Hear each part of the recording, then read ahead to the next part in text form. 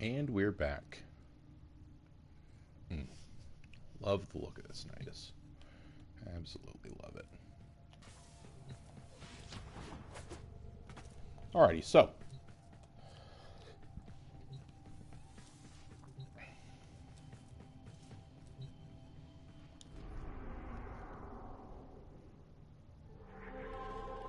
Let's head to Deimos.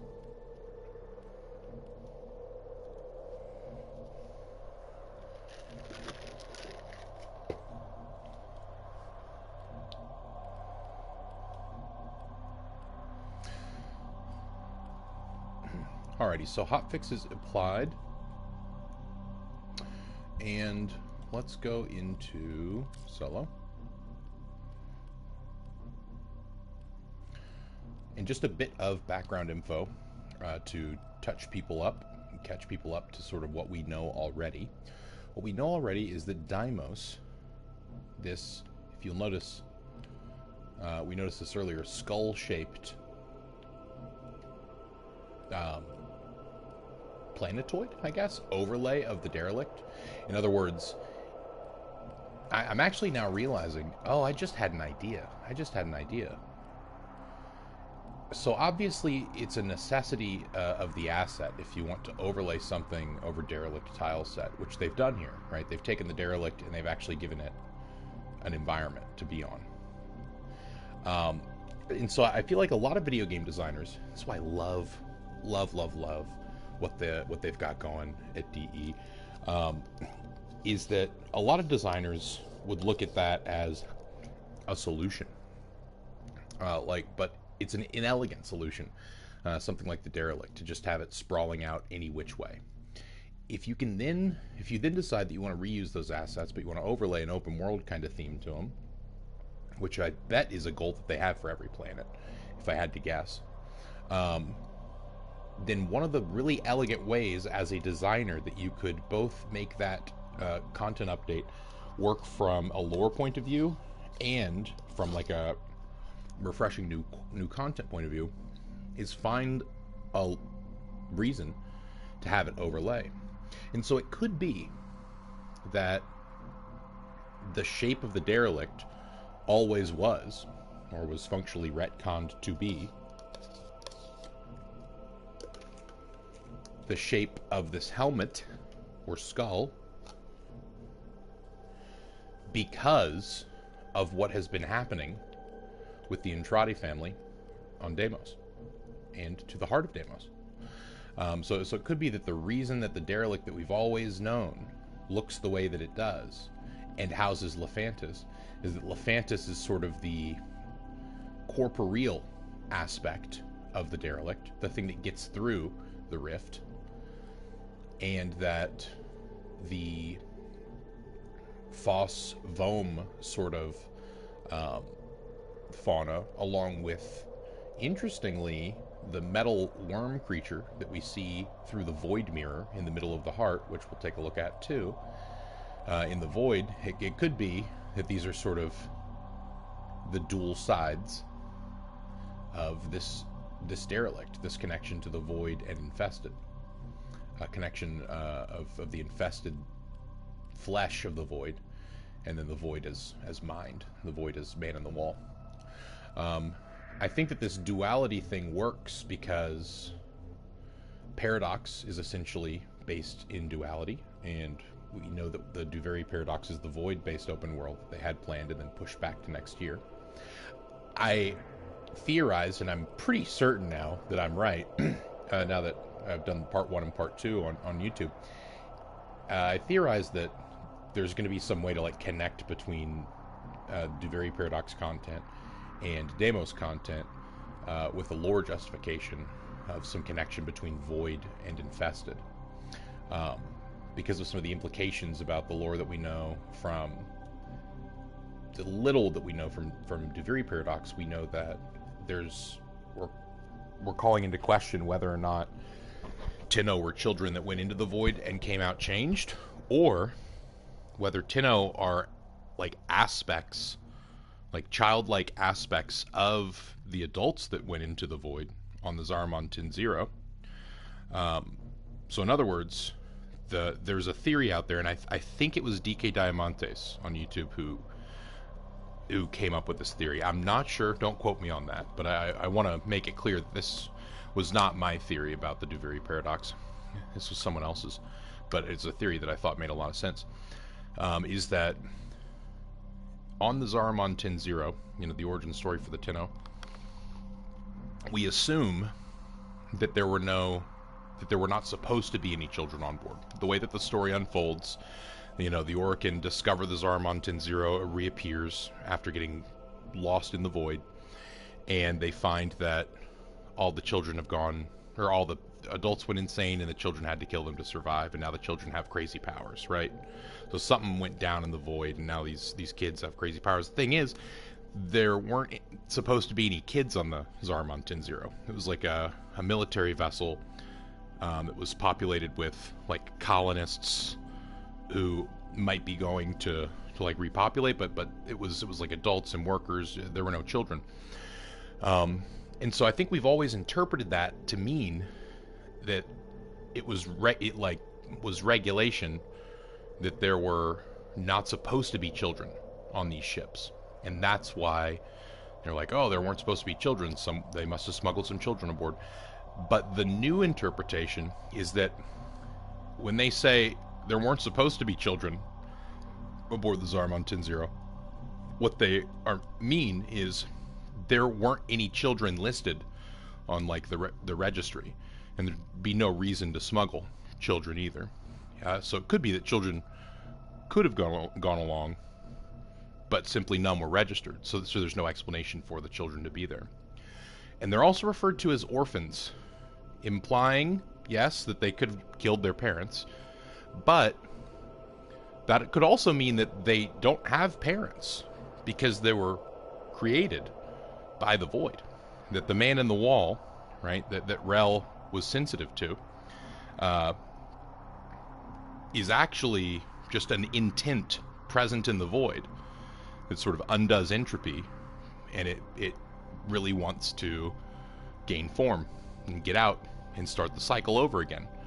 There are theories that he's the one that was controlling Chroma when we first meet Chroma, because Chroma's the only Warframe that we've met that has, or one of the few Warframes we've met, I should say, that we don't really know who's piloting. And it's implied to be infested. So I'm thinking that Daviri Paradox is the bombshell that when the Tinno are called void demons, they are actually quite literally void demons. They are manifested aspects of the sort of childlike, innocent, like, consciousness part of the adults that were on board the Zaramon Tin Zero. That's what was driving them insane, is that they were seeing these childlike versions of themselves that seemed to be evil and wanting to kill them. And that's what went down on the Zaramon Tin Zero. That in fact, it wasn't some kids that were, traumatized, but rather that it was these conscious beings that were ripped apart into two separate space-times, which is something that our time-space can't do, right? Here in the Origin system, this is Newtonian physics, or not Newtonian, but this is like relativity kind of stuff, maybe some quantum stuff in there. But in the void, all bets are off. All bets are off. And the void has equal and opposite capabilities, it would seem, in the lore of Warframe. So I think that Deimos is actually the harbinger, the messenger, the entrance act in a greater Requiem that's going to tell us a lot about the man in the wall and exactly what the intent of the void is.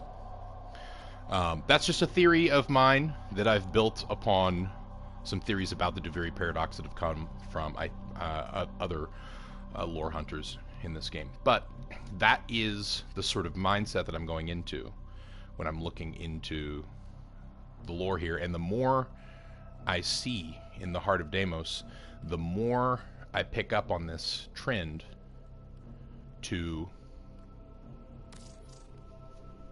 allow this open world to link to an alternate open world, which is a void open world that will release sometime next year with the Daviri Paradox.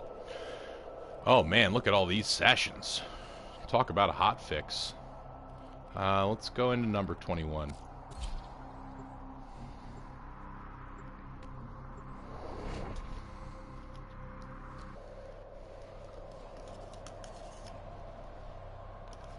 Riding in my mantis and hoping to later acquire a mantis.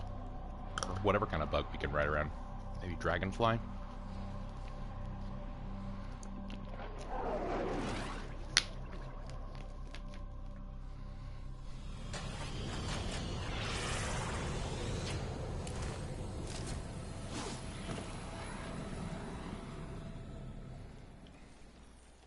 Okay, so right off the bat, an immediate demonstration of what I mean when I talk about the dualism that is possible between Deimos and Void, is that we have this obvious infested open world, but littered about it we have these Orokin structures, and frequently we'll see archways, and we'll see platforms, and oftentimes there's very intentional Orokin architecture, like the Void Mirror or the hieroglyphics in the crypts below. These are interesting dualities that are present in this world. One of complete, unchecked natural infestation, like the growth of what we would call inert, or not inert, but like biological matter. And then this very, sort of lavish architecture that in some cases appear to be certainly ruins, like these, but in other cases appear to be intentional.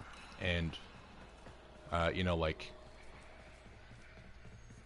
let's see here. I think we can probably find some hieroglyphics on a wall. I'll perhaps have to go down into the heart to find those, but we'll look at some of those later. Anyway, if we go even deeper in, we'll find the Void Mirror, and I think that, to me, that's just like the smoking gun. That's the smoking gun, that there is an intense connection between the Void and this realm, and that connection serves as a bridge that can enable the consciousness of the Void, something that we call the man in the wall, for lack of a better term at this point, to sort of overcome his greatest fear, which is hybrids. That's what he's described as fearing the most. That's what that is what we know the infested fear the most. These matchups of Void plus infested seem to be particularly dangerous. Anyhow, there's Mama. So now we need to follow Lloyd. There he is. Okay, we're going to finish up this quest line and talk about lore along the way. And then once we get a chance to explore the open world... Oh, that's a nice equinox. Do you think they will be willing to go back down? Sun and I can bait the worm to draw the infestation away, up to the surface. Even if I agreed to help, what about the Necramechs down there? Just one of those things. I've got a little something that I've been saving for an occasion like this. All right. I've got the calculus data for a restart, but I'll need 10 quanta of leptosam. Son? I have it. Should we wake up Grandmother? Let her sleep. Wouldn't want her to worry. Alright, so I'm not going to be talking a lot about the, lines of dialogue and, what they might imply about lore directly. If there is something relevant, I will, but I find that honestly, the Heart of Deimos, quest lines have been pretty full of teenage angst, which is cool. It's an interesting, fun angle to play through, but it's not. I think the family dynamics of these four individuals are not super important to the greater world of Warframe lore.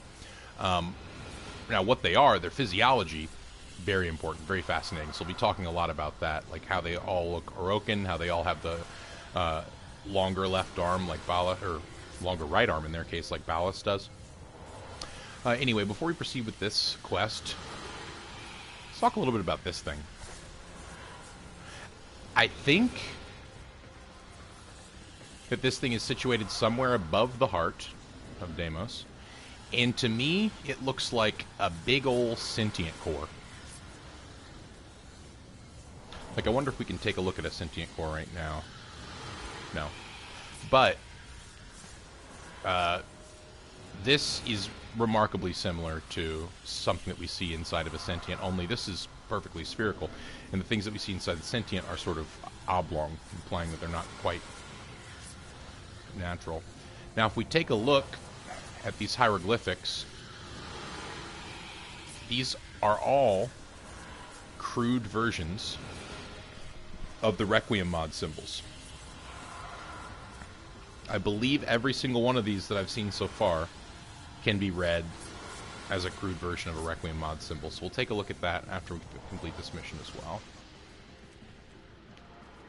Is this the outdoors? Note that it will be Foss in 42 minutes. Foss and Vom seem to replace day and night here in the heart of Deimos. And Foss and Vom is actually an eternal war between two sibling worms. Foss, which opens up, and then Vom, which fires into it. And so, like, I believe Vom kills Foss every cycle. That's my reading of it so far. Foss and Vom are also the names of Requiem relics. This must be the outdoors. Or not relics, but mods. Alright, need to farm some stuff, right?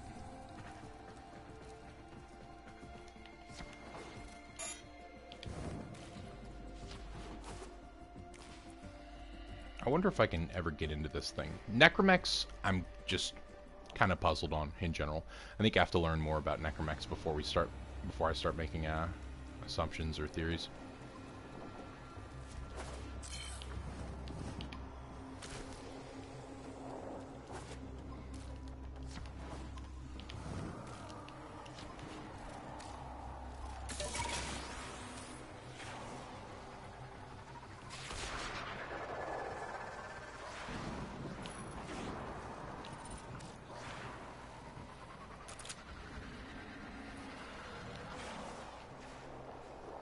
What's the objective? Is this a bug? Or is this just free roam? This is just free roam. I thought I was given a quest. Darn.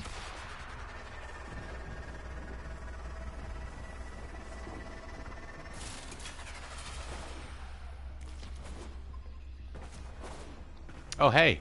Yeah, lots of bugs.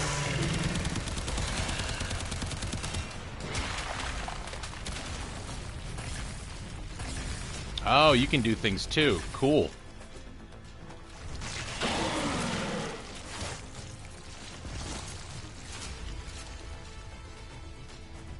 Let's take a look at this morphology real quick, huh?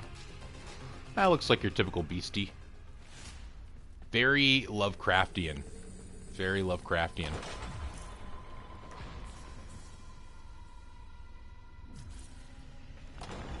I think that the Lovecraft references in Heart of Deimos are very much intentional. I think they're very much intentional lore. I think that that is confirmed by the use of the term Eldritch in one of the Requiem mods. I believe Riss. Let's double check my notebook here.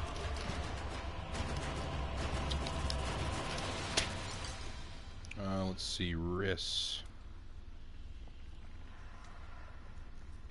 No, not Riss.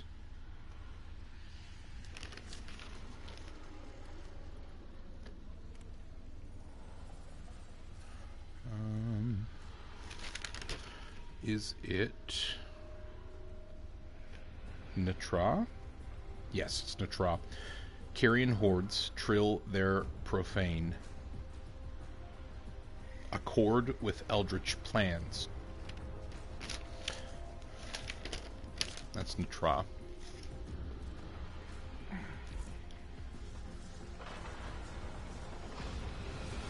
Alrighty, so we've encountered Foss and Vom, and I just realized since I'm in this open world area, I need to. Can I no longer look at my mods in this open world area, or do I need to get out of the airlock? Probably just need to get out of the airlock.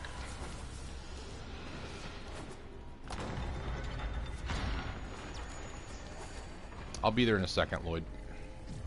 Do you think they will be willing to go back down? Sun and I conveyed the worm to draw the infestation away, up to the surface.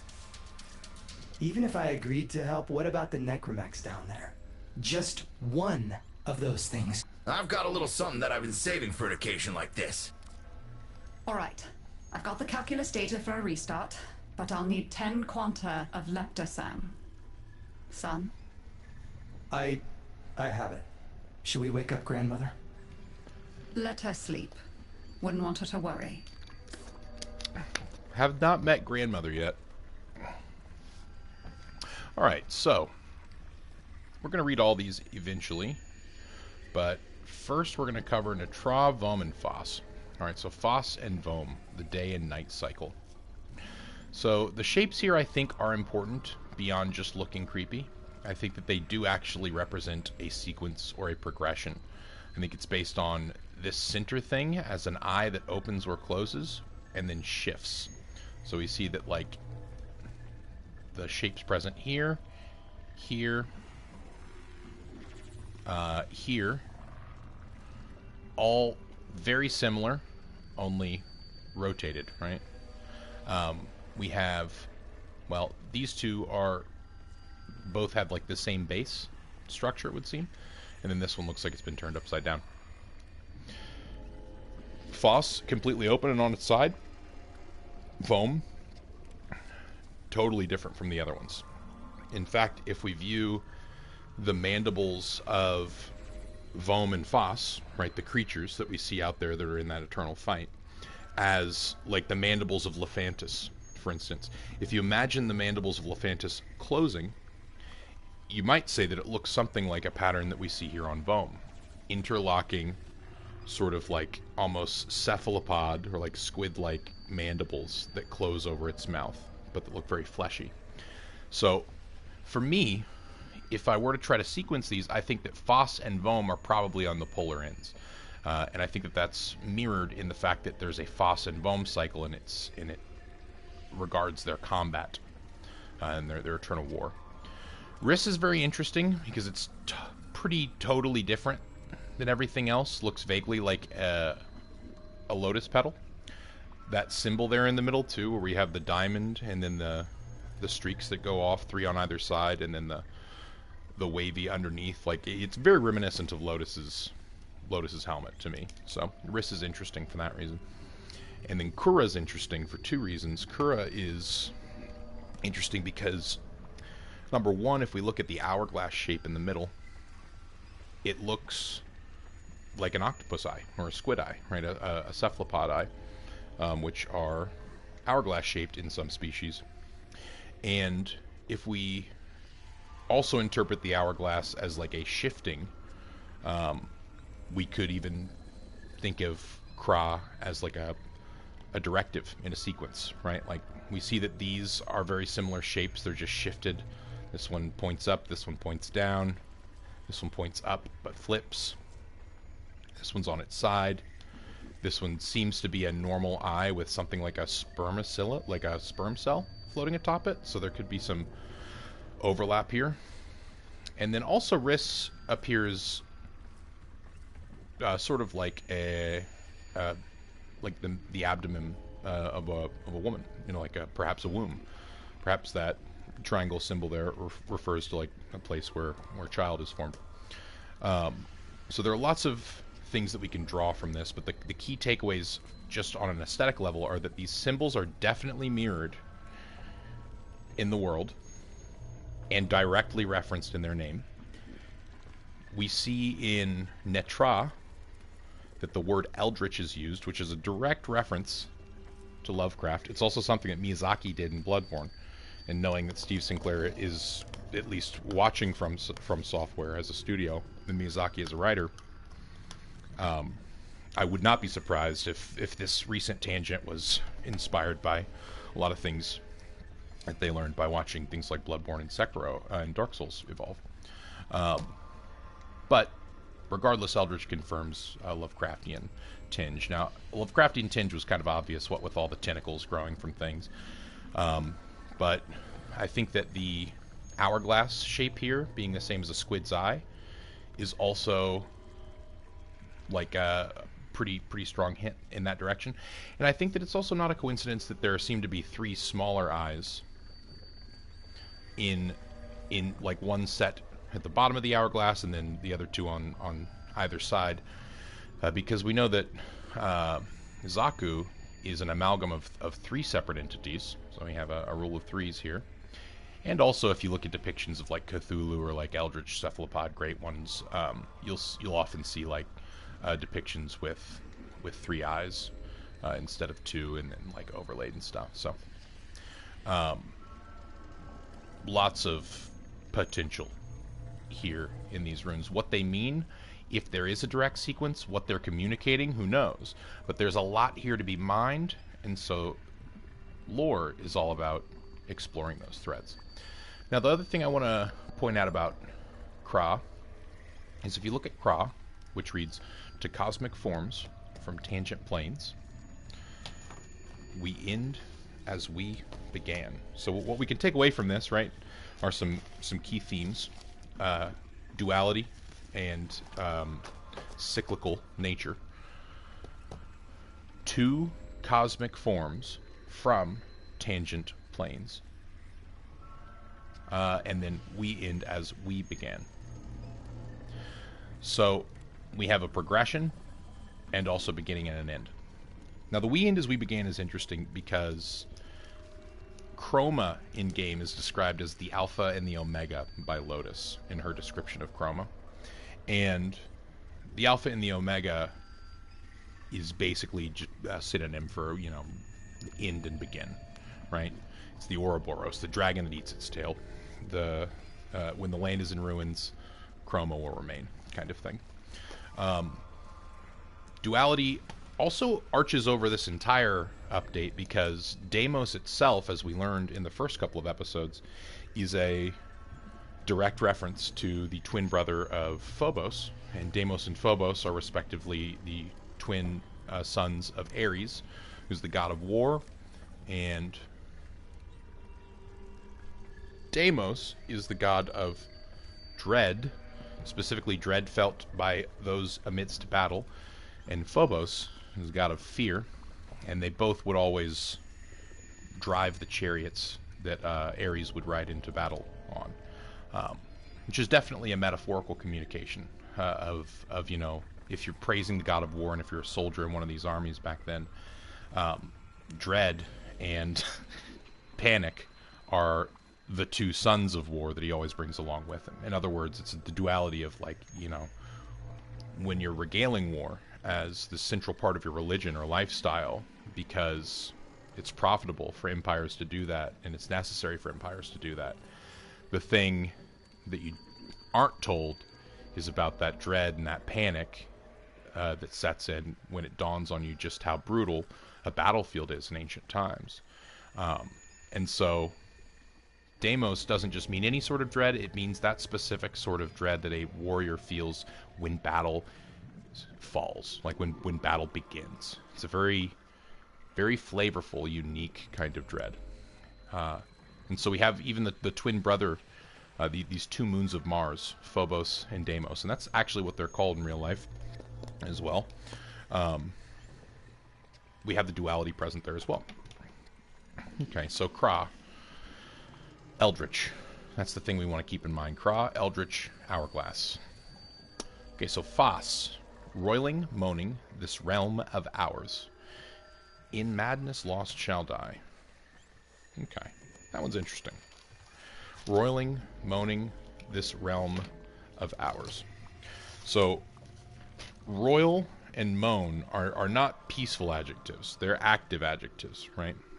Something that roils and moans is probably not roiling and moaning in ecstasy. It could be roiling and moaning in ecstasy, but I'd say more often roiling and moaning is used to describe agony. Also, we have the reference of things dying. In madness, lost shall die. Now, how to read that last line, I'm not quite sure. It could mean that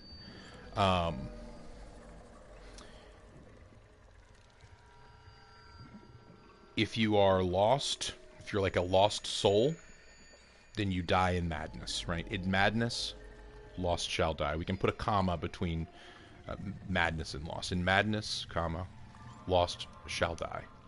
Lost being the subject here. You could also read it, in madness lost shall die. So if you lose your madness, thus you die.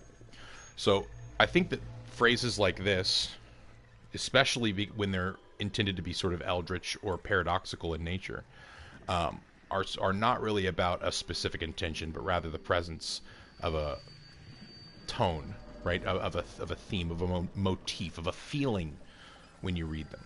And that feeling is otherworldly, and that feeling is eldritch. That feeling is paradoxical, right?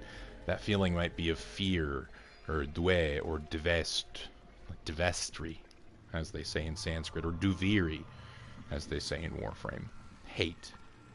I think that this is the aesthetic that DE's going for with these Requiem mods, and can I just say, I'm very impressed that they were able to build this from lore pieces that were laid with Kuvaliches like a year ago. It's incredible.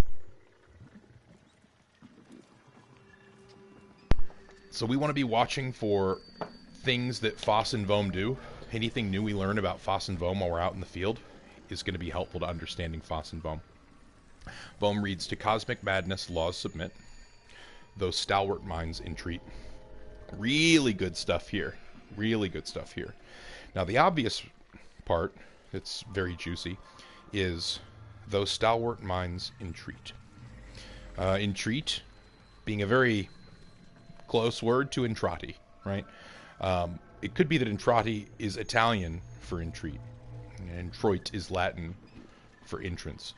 I'm not sure. I haven't looked up the Italian for entreat. If someone could do that and post it in chat, that'd be cool. If not, I'll make a note and do it later. Make a card. But we have a direct reference to the Entrati clan here. Now, that's interesting, I think, because it's a descriptor. It describes the Entrati clan. If we read this as a reference to the Entrati clan, those stalwart minds. Oh, shut up! Alarm. Those stalwart minds entreat. So first line says, to cosmic madness, laws submit. Now I think we can probably read this as entropy, right? Disorder will always prevail. Madness, panic, fear, dread. No law will withstand enough of that over time. And that's sort of the edge that void space has over regular time space. Oh, hey Luke, what's up?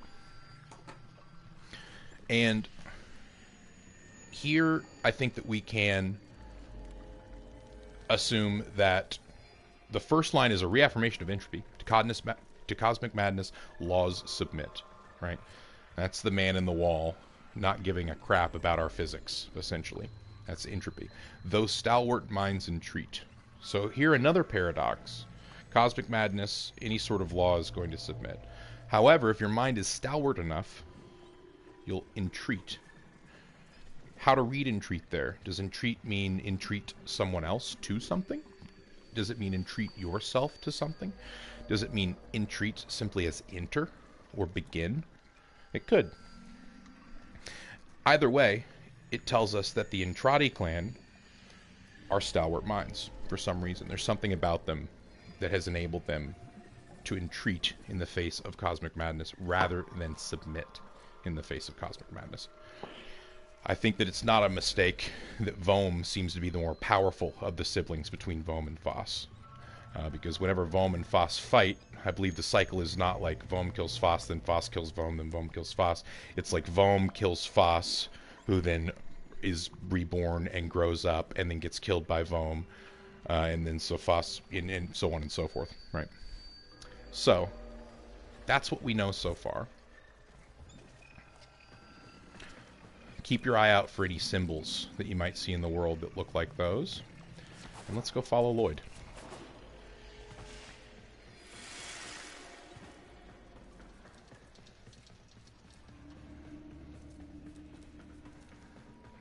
Luke, I think that on the Switch, this might not come out for another week. I think that's the one lame thing about the Switch, is that their updates come a little bit later because Nintendo is a little bit harder to work with as a company for updates. Ah, I'm getting my Necramech. Wonderful. So, All right. With if the you void want, closing up, you're gonna you be can too wait weak to for help in these that to be on frame. YouTube and then watch them just so to not spoil. You don't have to, Snake's in rough shape. but I think the best way to She's got enough experience juice games for one is last not ride. to spoil. What do you say? Ready to go old war style? Old War style. So does this imply that these were used in the Old War? Because I'm curious whether Necramechs are sort of a Heart of Deimos original, an Entrati original, right? Or if they're tech that was built by the Orokin and that the Entrati preserved. Ooh. Here's some hieroglyphics. Alright. Take a quick second to look at these hieroglyphics with me. And there's a couple of things that I want to mention. Number one,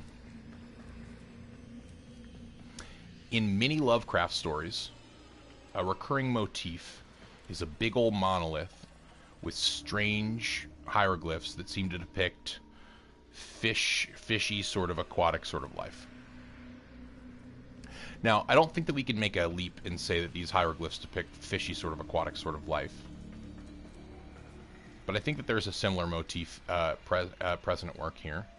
Because a lot of these do seem to be creatures of some sort. Like,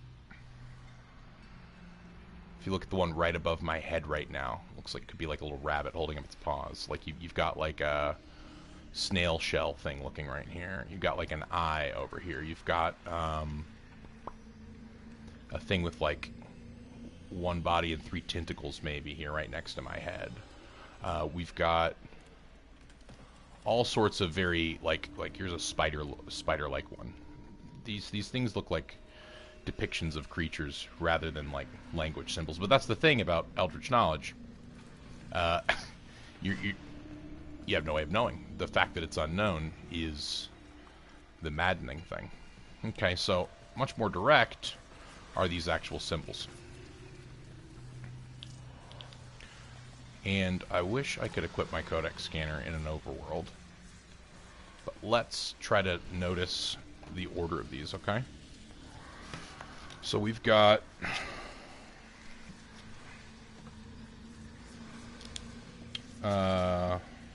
Fass is the first one.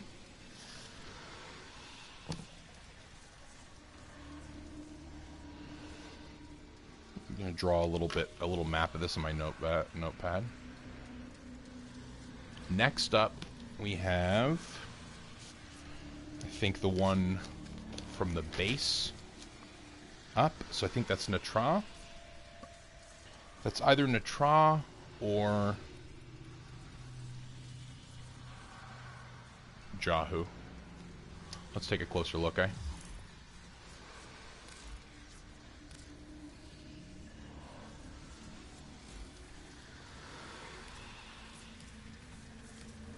Go to my parazon ribbons.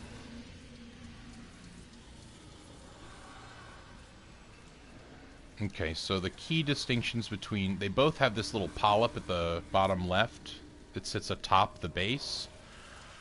One of them is brighter in the middle and the other is darker, so I think we're going to have to compare these two. This one also features 2 things on top, the top one bigger than the last. So I think that that one might actually be Nitra.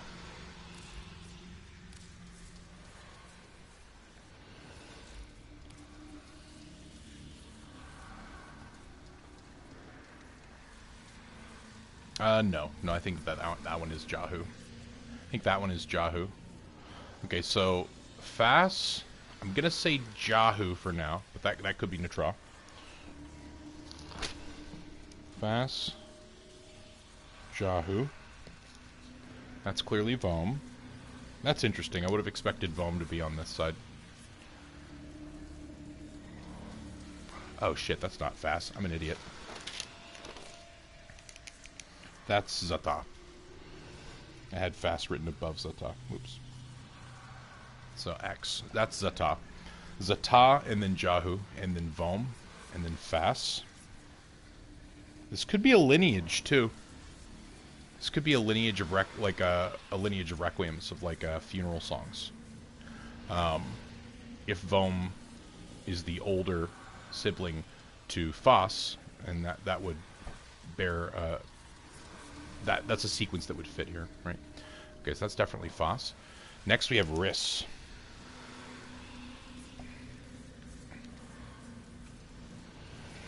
After Riss, we have, I think that's Kra.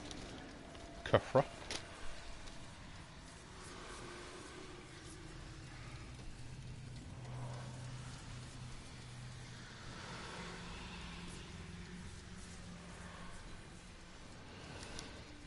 Alrighty. So that's 1, 2, 3, 4, 5, 6 of them. There are 2 more. Alright, so yeah, that one's definitely Nitra. Let's take a closer look at Nitra just to confirm.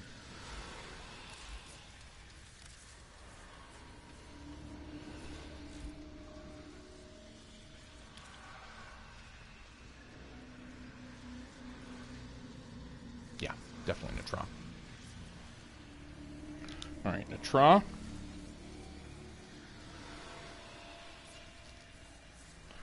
And that simply leaves... look.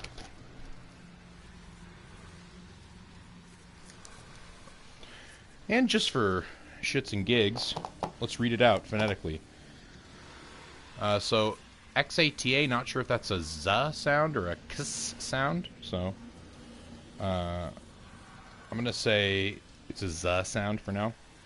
Sata, Jahu, Vom, Fas, Ris, Kra, Nitra, Luk.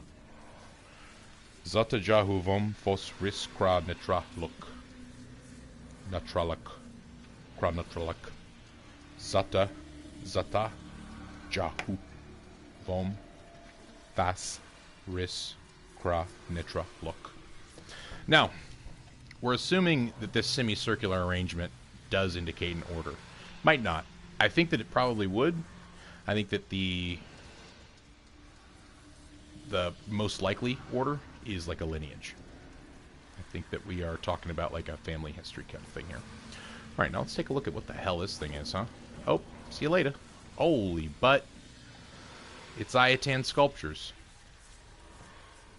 Giant Ayatans. Okay. Well, that's fascinating. So, you see these in the War Within quest, and you actually animate them with your void powers as the operator.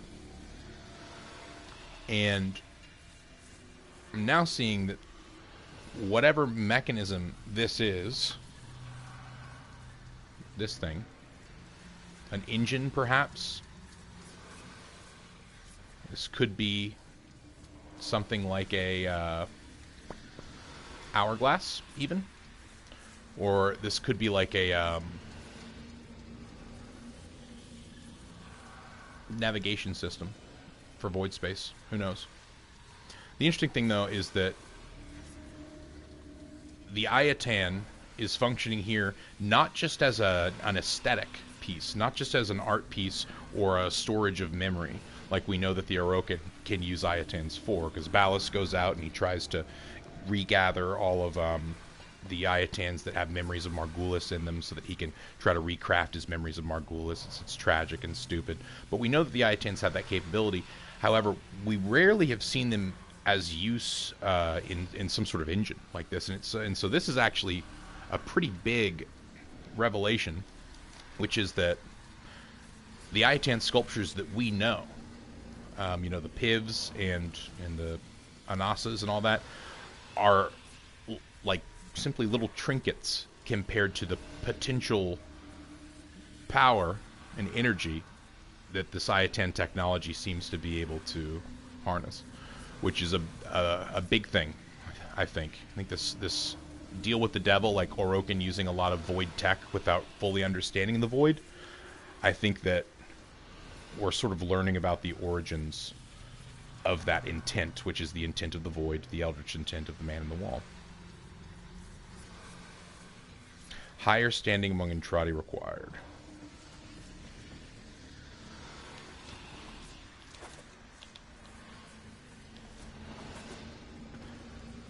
Does it start here? Okay, so I don't know where it starts yet. I should probably just complete the quests, but, you know, this world is actually just really well designed and so full of mysteries to explore. It is not a coincidence that I am wearing the Stalker's Sindana right now. Just a heads up, we're going to talk about that later. Okay, let's take a good look. Oh, can I not? Come on. You gotta let me. Let's walk the plank, eh? Come on. Oh, baby. That. Okay, that's not a coincidence. No, that is not a coincidence. Okay, so if you remember the void mirror we saw in the heart of Deimos, underneath in the crypts, it was this weird rotating mirror that looked like one big fan blade, basically. It was on its side, just rotating around the room, and it seemed to be sort of a reflection into void space, where we saw that metallic worm creature flying around that we saw in the trailer for the Daviri Paradox. Which is exactly the same sort of texture we see right before we die when we fall in there. And guarantee you some cheeky designer at DE designed this thing here as a plank to walk. Maybe for specific lore purposes later on. Maybe just as a little I dare you to players. Man. Let's see if we can land. No, we can't. Can we land close to it, though? We can. Okay, another thing I want to go over. Now, this could be me looking too far into textures, but I'm also interested in what exactly the Jade Light is and what the Orokin used the Jade Light for. The Jade Light, from what I can tell, is a punishment, a sort of, like, corporate punishment, used by the Orokin as sort of reserved for, like, the worst crimes. So it's like their death penalty, right? It's really, really terrible. But we have very little understanding of what the Jade Light is. We know that it consumes you. We know that you walk into the Jade Light. The Jade Light could be any number of things. We don't see a lot of jade-colored lights either. But in the right light, surrounded by gold and other textures, and this seems to be an intentionally green texture, the texture of these walls here. This could just be black. It's reflected blue on it to sort of mesh and make a jade along with the reflections from the gold, or it could be that these are actually jade. You know, these are actually truly green. Hard to tell with the lighting effects, but this is the first really, like, believable depiction that I've seen in game of something that I could comfortably call the Jade Light. I think it probably references an ejection into void space, some sort of annihilation by having your body ripped apart. Who knows? Let's see if we can. Oh, okay. Take a look at those shapes. Don't those look like the shapes we saw floating in the orbiter? The way that those holes are formed? I'm telling you, what we're looking at is the Daviri Paradox right now. We are looking at the Daviri Paradox map, but they've taken it and they've made it a concave sphere. And we are looking at, like, the inside of the world, only inverted. I'm calling it right now. This is the Daviri Paradox. And we're going to be able to we're going to be able to go between these worlds whenever they do release Daviri Paradox. Okay. Fascinating. I'm really glad I walked into this room. Where are we? And more of these spheres are starting to seem like... Oh, wait a second. You cheeky devs. Holy... There's void space inside of that sphere, too. I'm going to see if I can land on that little, like, floating particle there. Honestly, DE, I just want you to let me be able to land on this floating particle. Nope. Oh, I wish I could air glide in open world hubs. God damn it. There we go. Like, either let me stand on that thing or let me use my codec scanner. There's void space in that ball. Oh my god. I know what this is. I can describe to you what this is. This is a baby black hole. This is a blender, only reversed. This is a vacuum cleaner. This is suction. This is a fan blade that's pulling, that's reprocessing void space. It's like a spindle. It's a spool that's pulling up this thread of void. I guarantee you that is the mechanical. Look at how the textures are moving. That's the mechanical function. It looks like a big Gabriel's horn, a big drain, right? If we imagine it in 3 dimensions. Guarantee you,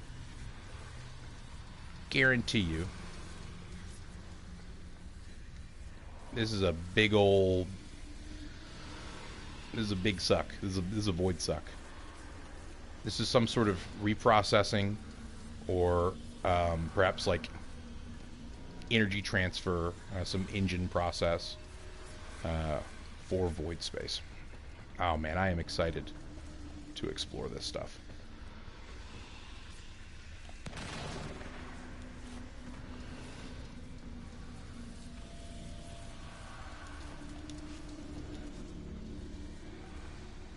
See if there's any voice lines for my operator.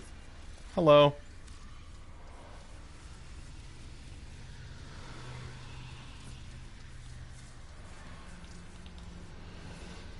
Doesn't look like it. Do I get a hey kiddo? If I walk close? Man in the wall? I wonder if we can see the worm like we can in the mirror.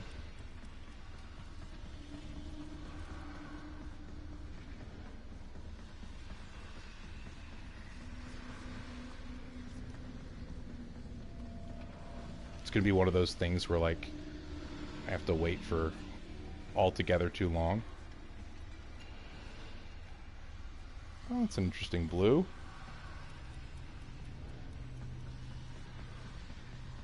See if we can get a closer look at that.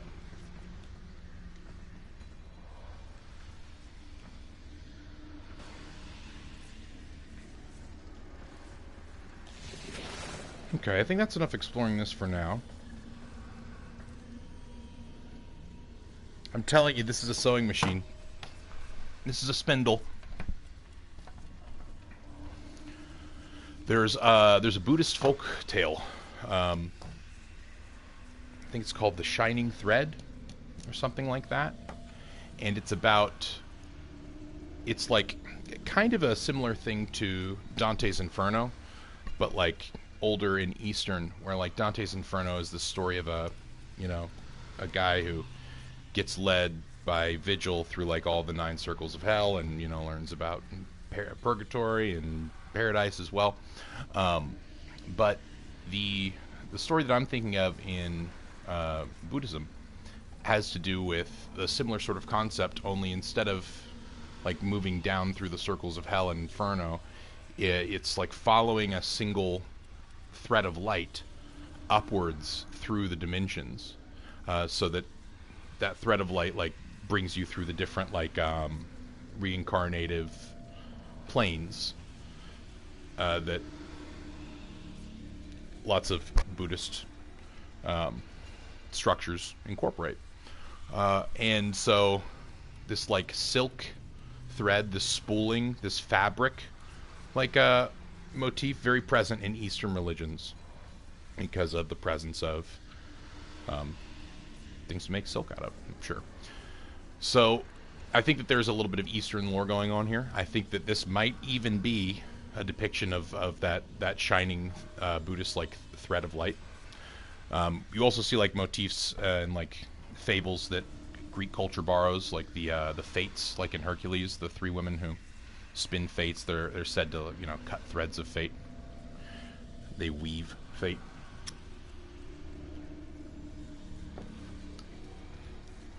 All right, I'm gonna have to clip that. Gonna have to clip that.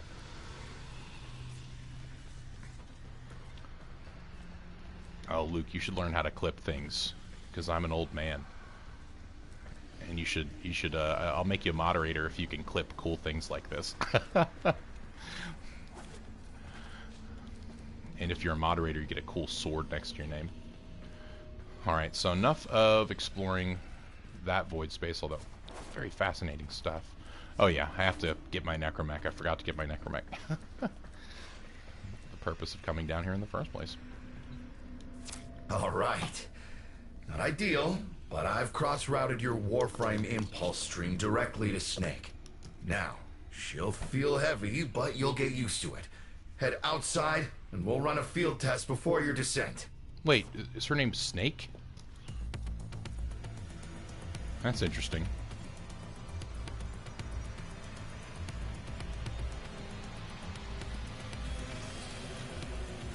This looks super low-tech to me. This looks like a trash can with a bunch of gold coins hot glued to it. Just metal tech.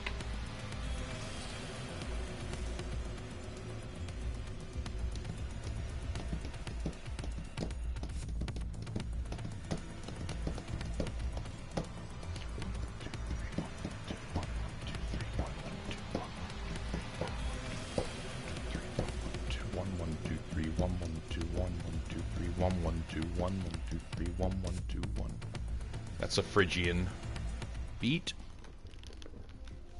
Alright.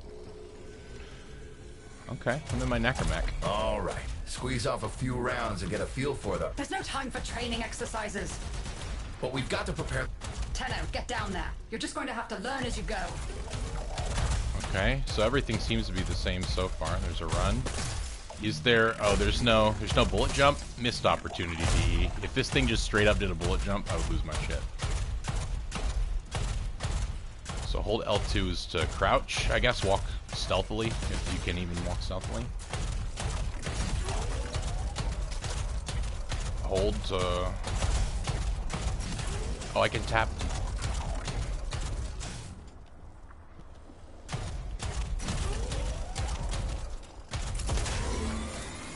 Okay, that's cool. There's a meter for that down there, too. Is that stamina? Okay, normal speed.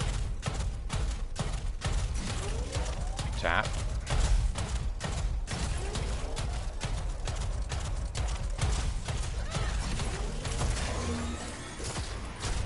Okay, that's pretty good.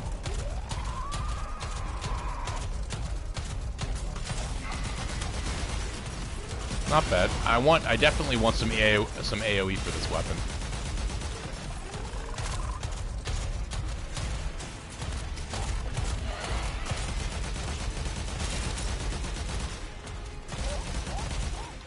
Where's my health? Okay, got a good amount of health. Okay, I do have a grab attack. Wonder if I can like heal with that.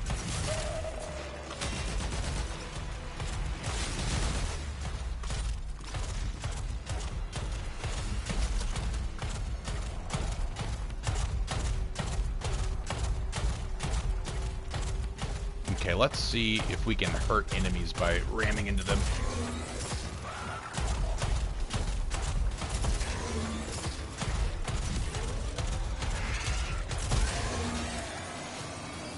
Seems like it. Oh, okay. Heck yeah. That's pretty cool.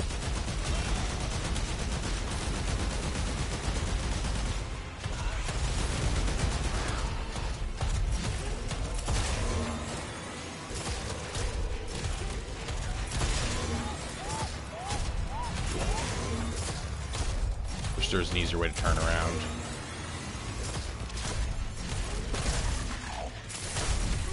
Can I ground pound? Oh, I can ground pound.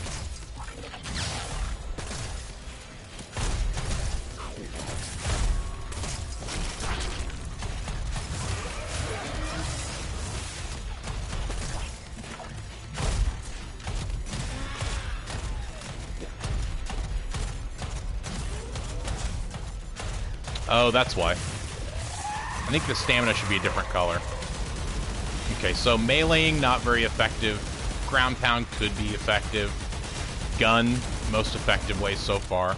Although I imagine that charge move, if it didn't take up so much stamina, would be a great way to deal with trash mobs.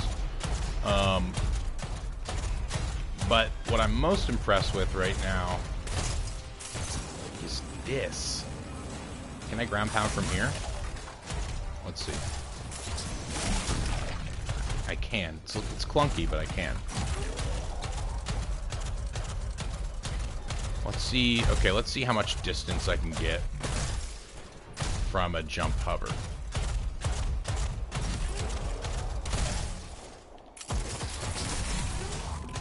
Okay, I was trying a dash. That didn't work out. Doesn't feel bad. Got to admit, well designed. Do I lose?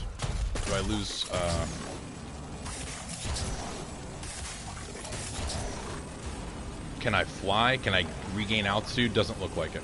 Looks like I'm always going to lose altitude on this. That's fine, though. So essentially a paraglider. Long-form paraglider.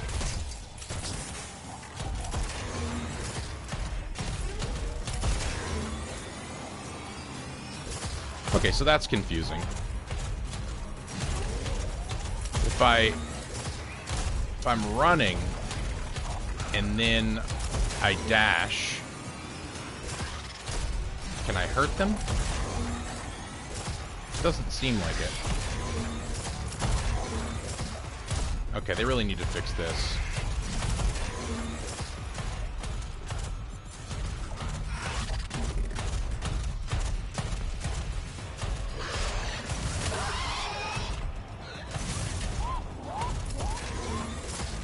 This might just be a map geometry thing. It might be the stairs. Like we were on a level plane.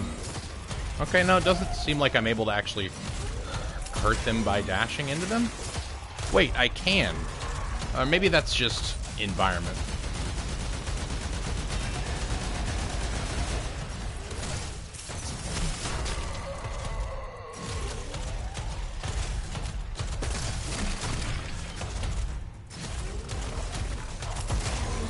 Rerouting power to launch canisters to coat ground. Secondary systems are back up.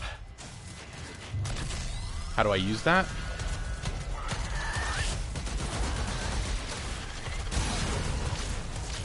Is that what that is?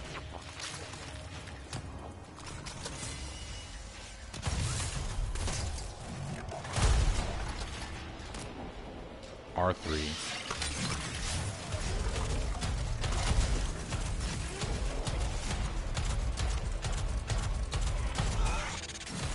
When does that come back? Where is it?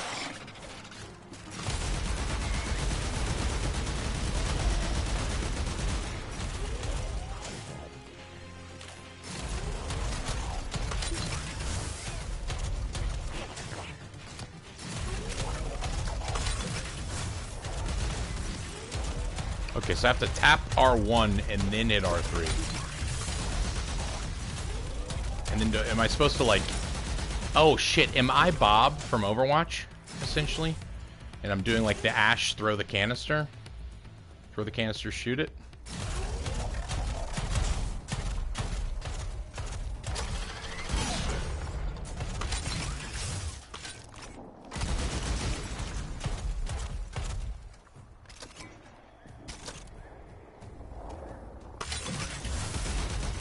Yeah, I think so.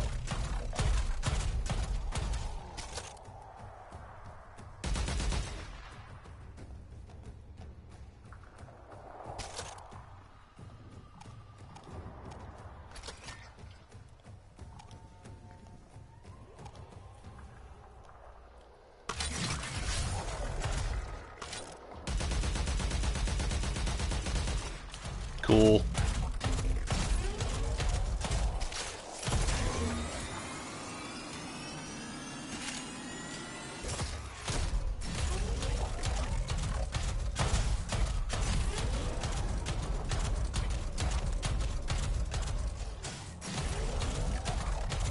I will say it's not the easiest thing to get around the world with.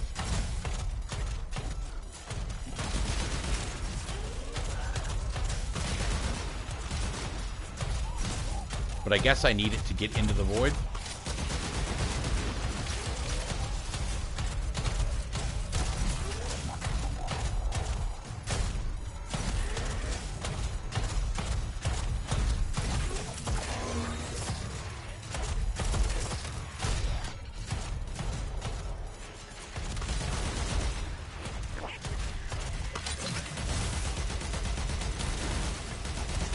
Okay, that's not bad. For mobs. I wish I had a better melee. Honestly, I wish I could turn around more quickly.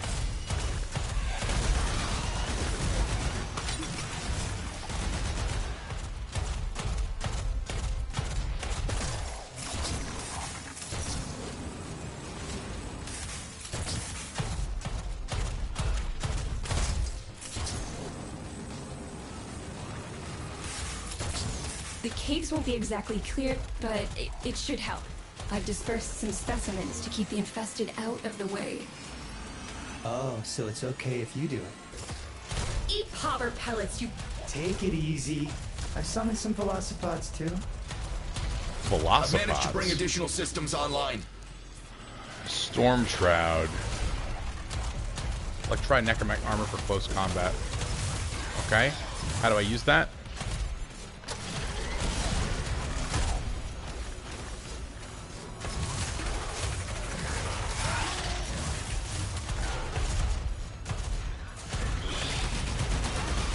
I wish you would tell me the button to use instead of just telling me that I have Storm Shroud.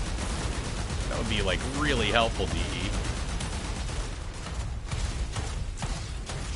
Like, is it just active right now? Okay, it's square.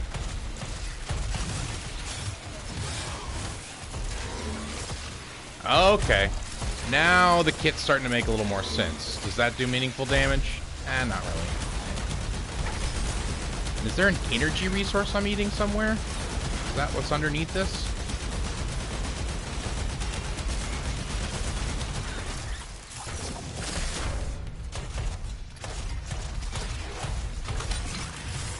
Okay, so that's my X. My X is Necroweb.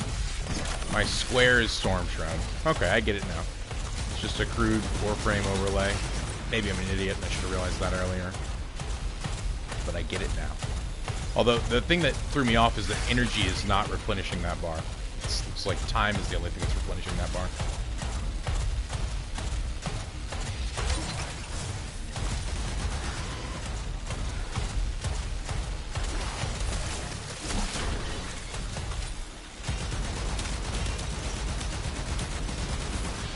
You know what would be cool is if my jet boosters could set them on fire.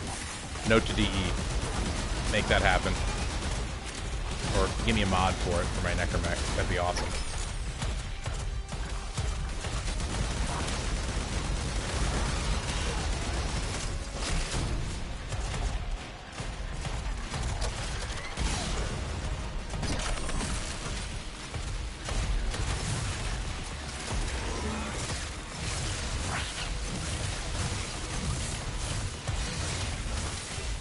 Melee still kind of sucks. I must be missing something about melee. Maybe there's an ability that combos with it later. When you get to the heart, you'll have to patch the damage, and then we'll restart the system. It's a lot, but we're counting on you.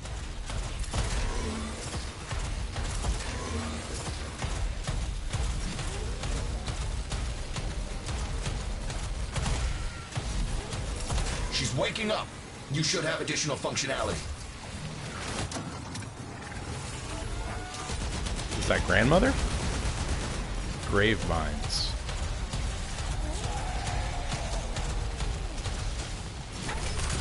It's my circle. Oh, I like grave mines. Now we are talking. I'm gonna do a little bit of... Okay, yeah. Oh, I like me some grave mines. That's a worthwhile ability right there.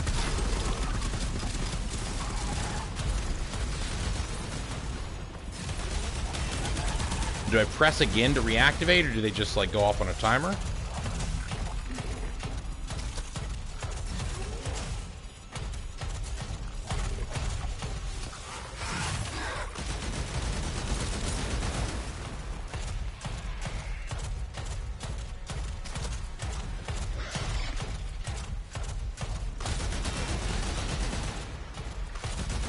They've done a pretty good job with this, now that the abilities are... They, as usual, have done a terrible job of explaining that it is a similar system to the Warframe thing, but once you figure that out, it feels pretty nice. I'm interested to see what my ult is going to be.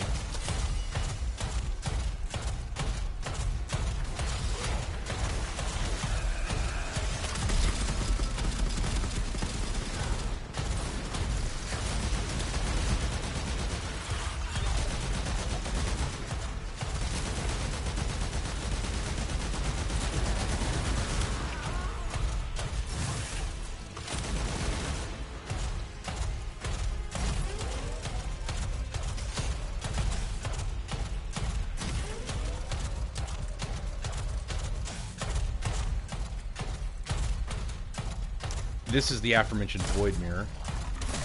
Wonder if I can go in here.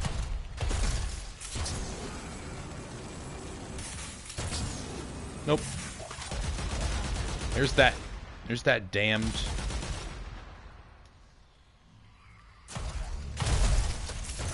worm thing. I need to figure out what that thing is called.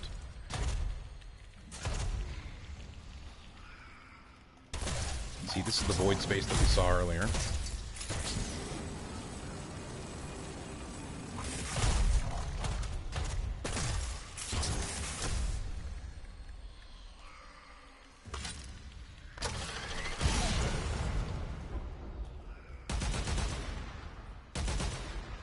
Come on.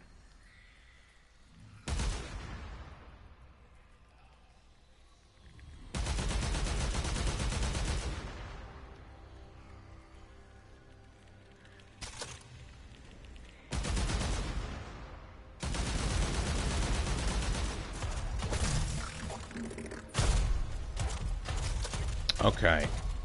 Let's head to the heart. Cannot shoot that worm with my Necramech, which is fine. Didn't really expect to be able to. More hieroglyphs. Oh, let's see if we can find one of those sarcophagi. More caskets.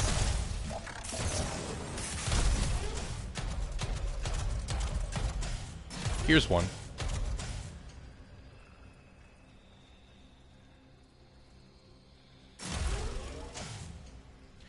Sagent Entrati casket.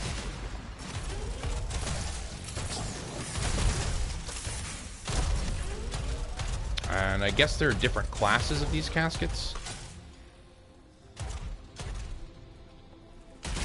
Okay, maybe there weren't arms on them, but the caskets definitely urns of ash. Or maybe they have a different sprite when you're in Necramech form.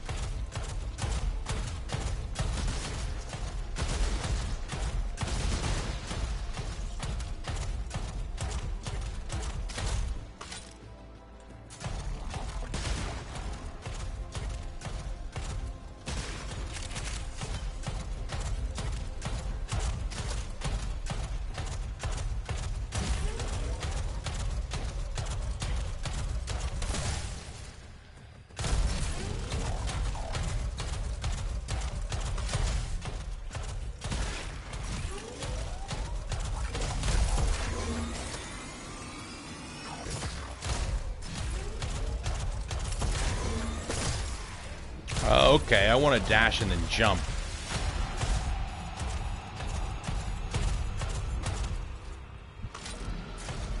And here we are in the heart. Hive, eh? Let's blow up this hive before we get closer. Oh, I'm damageable now. Okay. Where the hell is that Necramech? Daughter, the spores. Son, you're on repairs. No one listens to me. Tenno, can't have this area contaminated. Clear out those infested and destroy their spore clusters before we seal the chamber. Understood. Oh, you're so small now. I love it.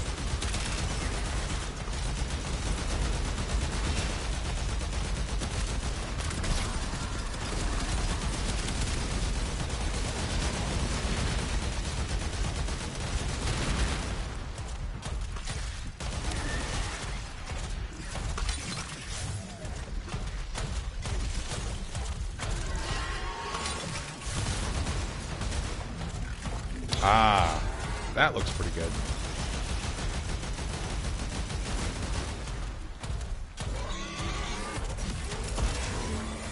Oh, is that a Juggernaut?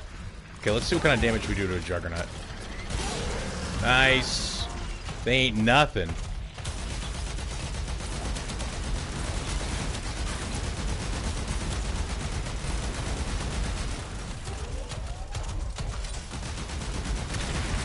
Thought I dealt with you already. Alright, here's the heart. I was really hoping I could just walk straight into the void and immediately have my theory proven. Oh, there's a third. Let's see if we can get cheeky on this one. No, we can't.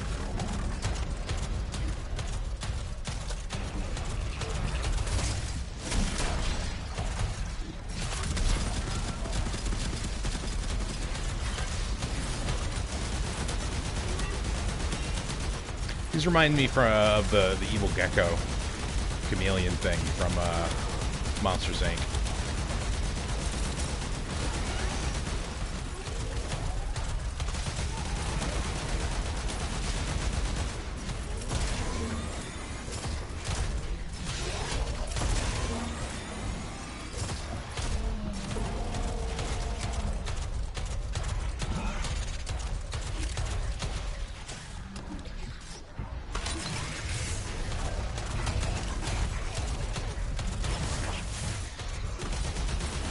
Okay, I'm curious how I get back energy for my Necramech suit. Because energy orbs do not seem to work.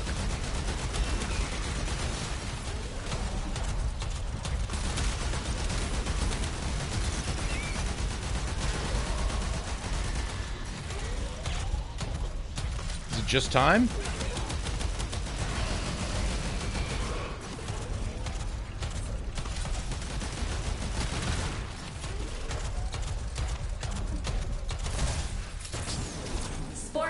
Clear.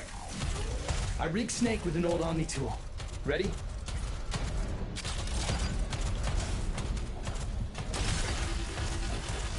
It is called Snake.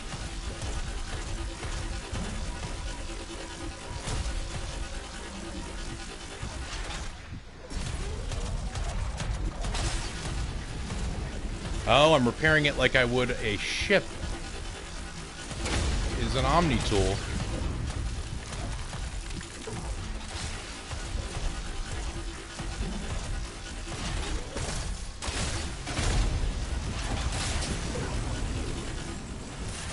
So is that what these things were for?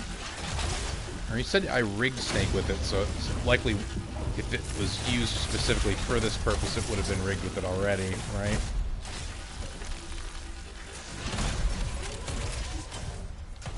Bugging me that I can't reach that far.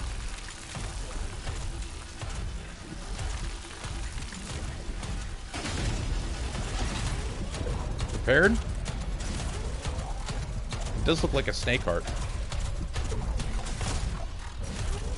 I guess it could look like a human heart too. Depends on the size.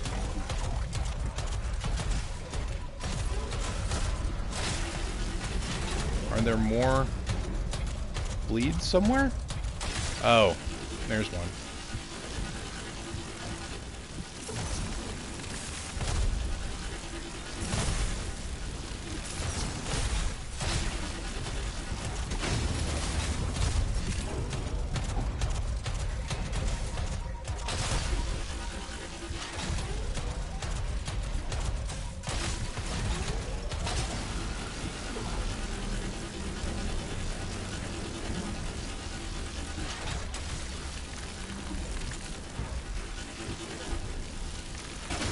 That should hold. What do you think, Mother? Seal the chamber. Initiating restart sequence. By Loke, we pass through and beyond. Pay attention to that. The chamber's sealed. That's it for your That ride. looks like what's in the middle of One-way those trip of the for poor runes. Snake. That I'll looks cut like what's in reroute the as middle soon of as the the heart's runes. beating. And you'll be back to your old Opening self eye. again. Restart in 3, 2, 1. You sure you've got the correct derivatives? Again. 3. Oh, I think 2, I've got the 1. correct derivatives. This is an etymology stream after all. Perfect. Just perfect. It doesn't make sense. Something must be interfering. I checked the equations. Well, check them again. Don't yell at me! Again!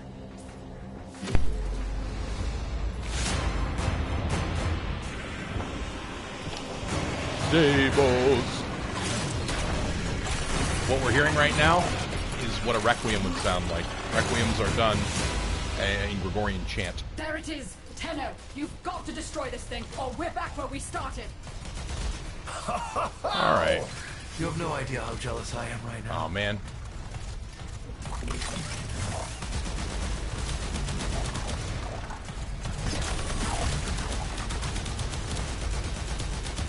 Get away from me.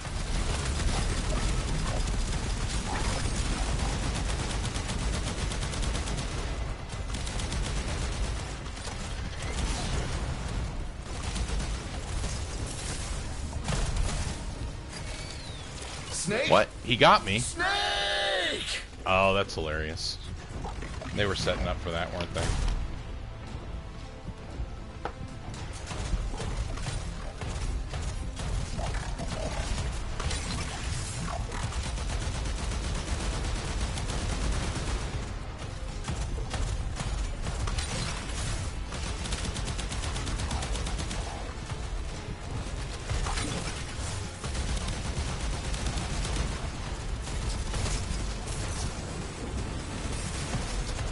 Okay, I gotta get used to mech battles.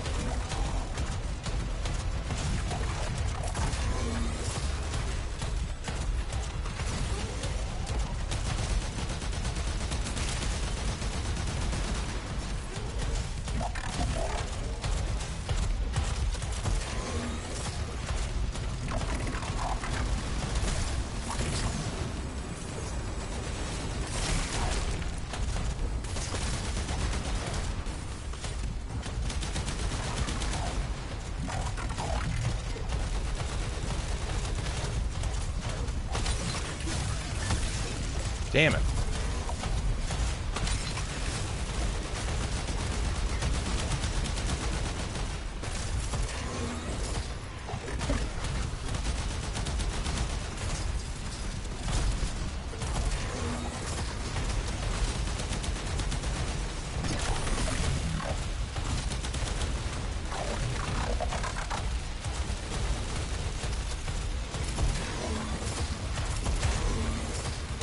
Oh, the controls.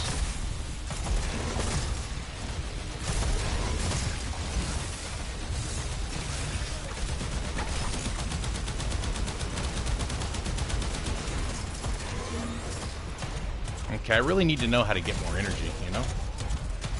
Because these energy orbs don't seem to be doing the trick unless they're just not picking up correctly. Is ammunition my energy? Do I have an energy? Best way to fight this guy.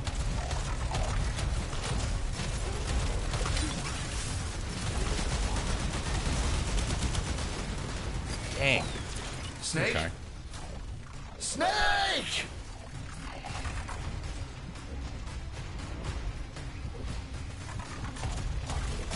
How do I get more energy? That's the thing that I need to know. You know, that's the problem that I'm having here. I think the mechanics are fine. I would have fun figuring them out, I believe.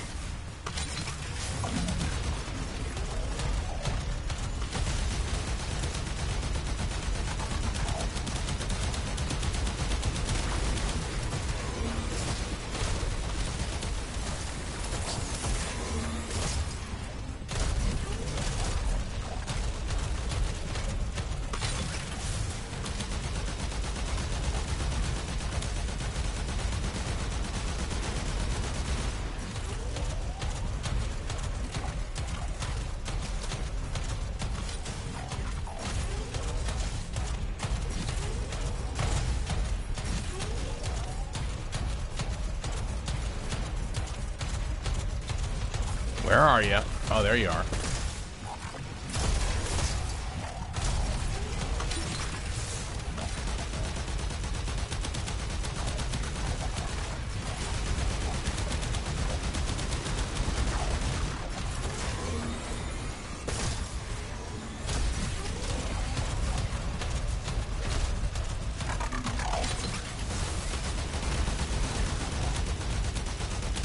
Am I going for this little orange thing? Is that the idea? Oh, that is the idea. Okay.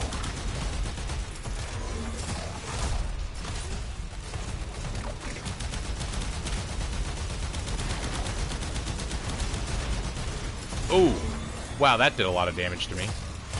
What the heck was that?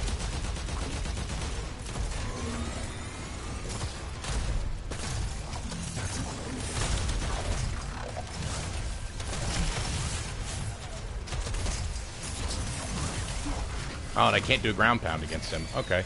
See, this is the sort of stuff that D doesn't get. Snake! It's just basic stuff. It's not anything wrong with the design. It's just you don't tell me, and I have no way of knowing. Okay. Hit this thing.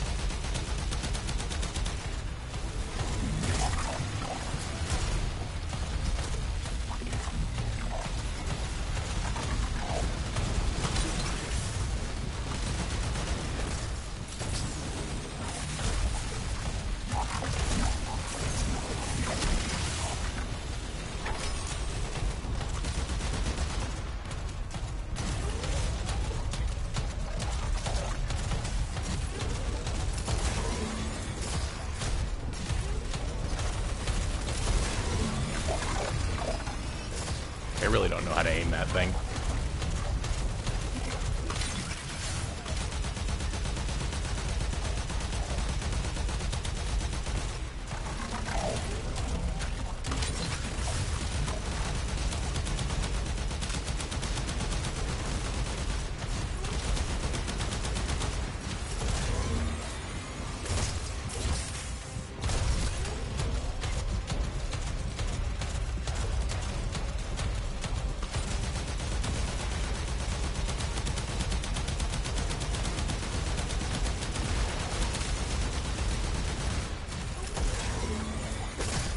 Why does he start doing 1,500 damage all of a sudden?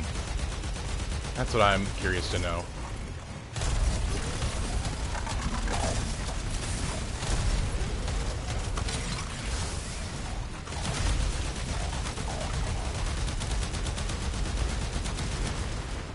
Like what is this? Snake? Starts doing 1,500 damage and can't hurt him?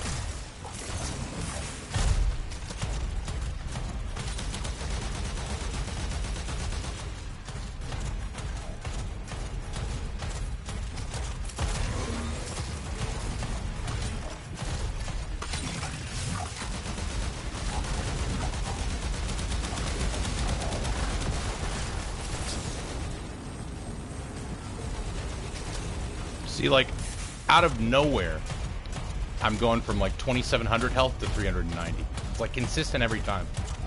I have no idea what that attack is or why it does so much flipping damage.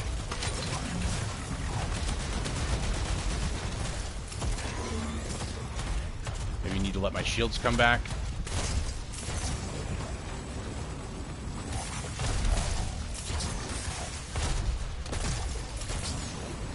Where is he? There we go. You know what? I'm gonna waypoint this guy. Can I enemy marker you? I can't? That's cool.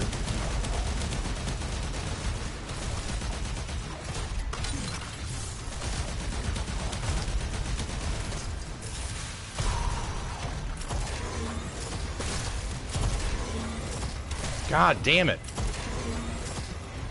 The evasive maneuvering in this thing is garbage.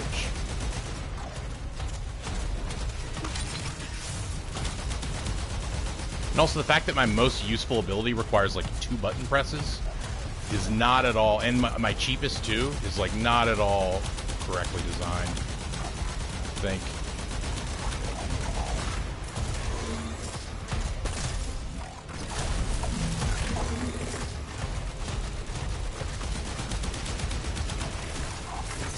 Like, what is this? Like, just go to 5 out of nowhere? Ugh.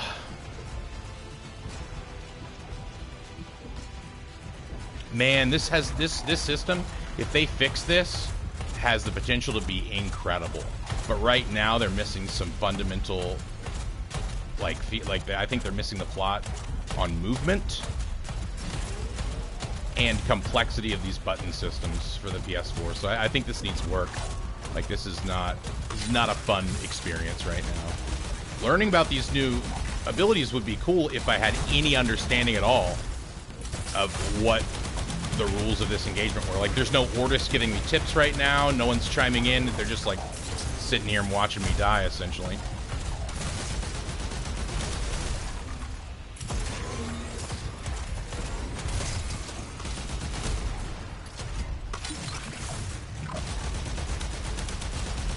Like, that's my most useful ability. I wish... God damn it. He just runs at me with those mines and I die every time. I wish my most useful ability didn't require me to take 3 actions. Which is press to bring the menu up, press to throw, and then shoot it. Like, it's too slow.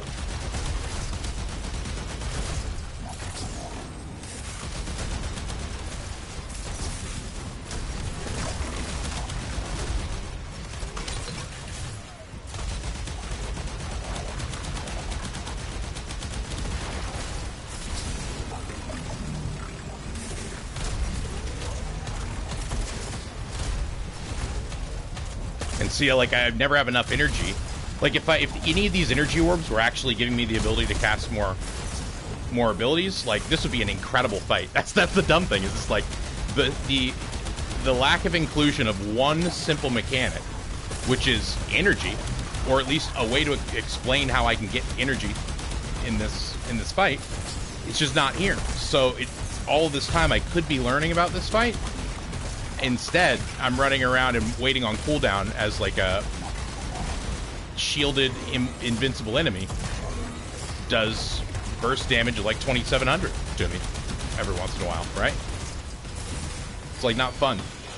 So like, like all they had to do was play through it, like have like super new people play through it a lot, and like tell them, hey, I need to know what the controls are and I need to know how I get energy. Otherwise, I'm just going to be sitting here at perpetual 70 energy. Or, like, tell me what to do in the middle of the fight like you do with other bosses. There's none of that here. So, yeah, I think that this is coming in rough here. Like, this does not reflect the typical amount of player friendliness I would expect. Do these work on you? Not when you're shielded? Great. So his move hits me for 1,000,000.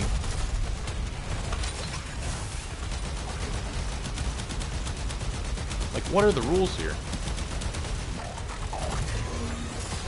And why can't I hit people with that?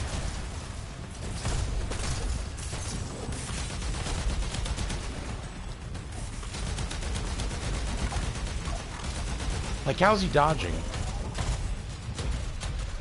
I feel like I missed a part of the dodge mechanic.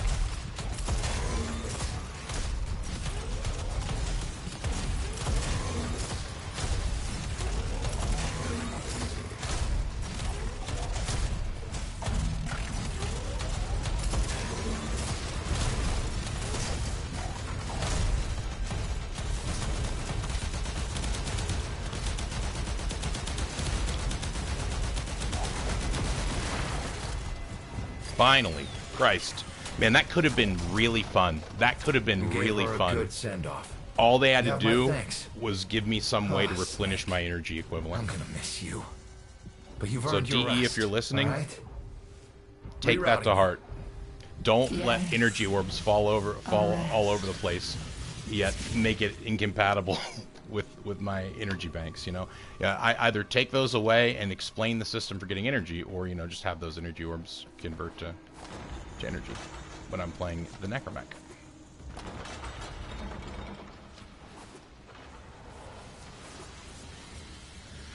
I look forward to that system once I understand it, and assuming that I'm missing something core about the movement scheme, because the movement scheme felt really clunky for me and not for my opponent. But I play for the lore, baby. Most of the gameplay is good, so I can forgive a bit of clunky but like innovative gameplay here and there. That's much better than smooth but boring gameplay.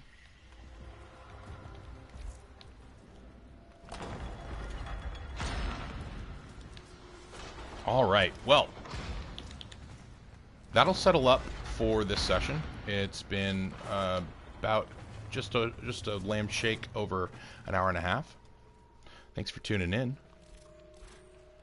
and I'll